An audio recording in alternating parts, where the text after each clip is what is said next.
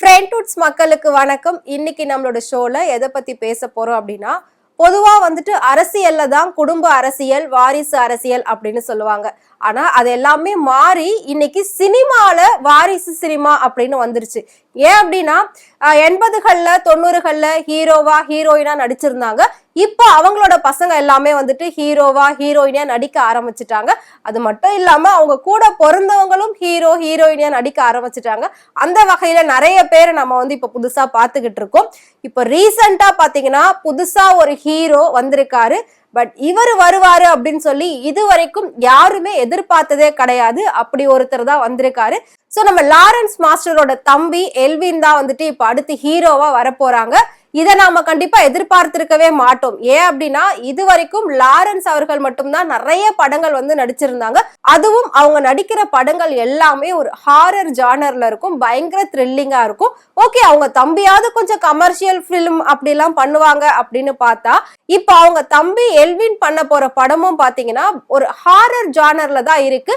பயங்கர த்ரில்லான ஒரு படம், கிட்டத்தட்ட பேய் படம் அப்படின்னே சொல்லலாம். சோ மேபி அவங்க ஃபேமிலிக்கு பேய்னா ரொம்ப பிடிக்கும் போல, அது நல்லா ஒர்க் அவுட் ஆகுது அப்படின்னு சொல்லிட்டு அண்ணனும் அதையே பண்றாங்க, தம்பியும் அதையே பண்றாங்க அப்படின்னே நம்ம வந்து எடுத்துக்கலாம். இப்ப அவரோட தம்பி எல்வின் வந்து படம் பண்ணிட்டு இருக்காரு. அந்த படத்தோட பேரு புல்லட். படம் பேரே கொஞ்சம் டிஃப்ரெண்டா தான் இருக்கு.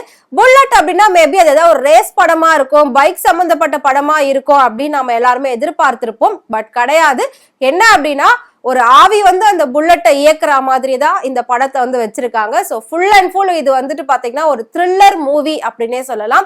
ஸோ இதுல வந்துட்டு லாரன்ஸ் மாஸ்டரும் நடிக்கிறாங்க. அவங்க வந்து போலீஸா இதுல நடிக்க போறாங்க. ஸோ அண்ணன் தம்பி சேர்ந்த இந்த காம்போ, இந்த படம் எந்த அளவுக்கு ஒர்க் அவுட் ஆக போகுது அப்படின்றதையும் நம்ம வந்து பார்க்கலாம். இந்த படத்தோட டைரக்டர் பத்தி சொல்லணும் அப்படின்னா இன்னாசி பாண்டியன் தான் இந்த படத்தை டைரக்ட் பண்றாரு. இதுக்கு முன்னாடி இவர் வந்து டைரி அப்படிங்கிற ஒரு படம் வந்து எடுத்திருந்தாரு. அந்த படம் விமர்சன ரீதியா ஓரளவுக்கு நல்ல வரவேற்பை பெற்றுச்சு. சோ அதை தொடர்ந்து இப்ப இந்த படத்தை அவர் வந்து டைரக்ட் பண்ணிருக்காரு. கதிரேசன் தான் இந்த படத்தை வந்து ப்ரொடியூஸ் பண்றாங்க. சோ இந்த படத்தோட எதிர்பார்ப்பு மக்கள் மத்தியில ரொம்பவே அதிகமா இருக்கு. ஏன் அப்படின்னா இது வரைக்கும் லாரன்ஸ் மாஸ்டர் அப்படின்னாலே ஃபுல் அண்ட் ஃபுல் பாத்தீங்கன்னா அவருக்குன்னு ஒரு செட் ஆஃப் ஆடியன்ஸ் இருக்காங்க. ஒரு ஃபுல் அண்ட் ஃபுல் பாசிட்டிவான ஒரு நடிகரா தான் லாரன்ஸ் மாஸ்டர் வந்துகிட்டு இருந்தாரு. அம்மாவுக்காக கோவில் கட்டின முதல் நடிகருமே அவர் தான் அப்படின்னே சொல்லலாம். அந்த அளவுக்கு அம்மா சென்டிமெண்ட் அப்படின்றது அவர்கிட்ட ரொம்பவே ஒர்க் அவுட் ஆகும். சோ எல்லா படத்திலயும் பாத்தீங்கன்னா அவருக்குன்னு ஒரு அம்மா கேரக்டர் கம்பல்சரி இருக்கும். அம்மா கேரக்டர் இல்லாம இருக்கவே இருக்காது.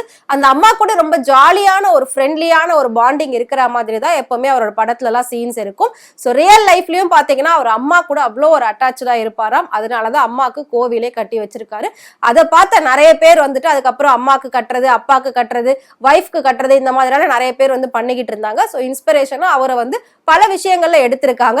சோ டான்ஸ் அப்படின்னாலே நமக்கு பிரபுதேவாவோட டான்ஸை பத்தி நல்லாவே தெரியும். அதுக்கு அடுத்தபடியா தமிழ்ல பாத்தீங்கன்னா இவரோட டான்ஸ் தான் பெரிய அளவுல பேசப்படும். அந்த அளவுக்கு இவரோட டான்ஸ், நடிப்பு எல்லாமே வந்து வேற லெவல்ல இருக்கும். சோ லாரன்ஸ் மாஸ்டரோட தம்பி எல்வின் இப்ப களம் இறங்கி இருக்காங்க ஹீரோவா.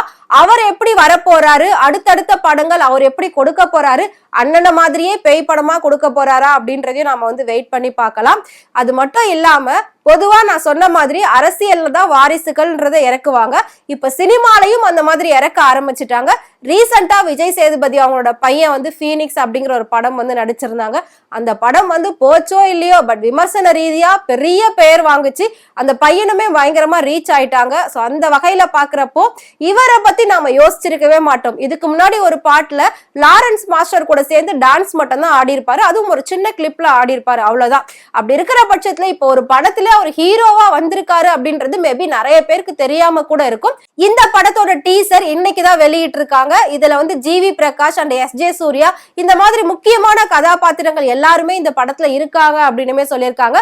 சோ இந்த படத்தோட எதிர்பார்ப்பு மக்கள் மத்தியில கண்டிப்பா பெரிய அளவுல இருக்கும். ஏன் அப்படின்னா பொதுவா அப்பா பையன் காம்போ பார்த்திருக்கோம், அம்மா பொண்ணு காம்போ பார்த்திருப்போம். அந்த வகையில அண்ணன் தம்பி காம்போ இப்ப நம்ம வந்து ஃபர்ஸ்ட் டைமா பார்க்க போறோம். சோ அதை பாக்குறதுக்காக நாங்க எல்லாருமே ரொம்ப ஆவலா வெயிட் பண்ணிட்டு இருக்கோம். சோ கண்டிப்பா உங்களுக்கும் லாரன்ஸ் மாஸ்டரோட படங்கள்னா ரொம்ப பிடிக்கும் அப்படின்னு நினைக்கிறேன். சோ அவர் உங்களுக்கு பிடிக்கும் அப்படின்னு நினைச்சீங்கன்னா மறக்காம அவரை பத்தி கமெண்ட் பாக்ஸ்ல கமெண்ட் பண்ணுங்க.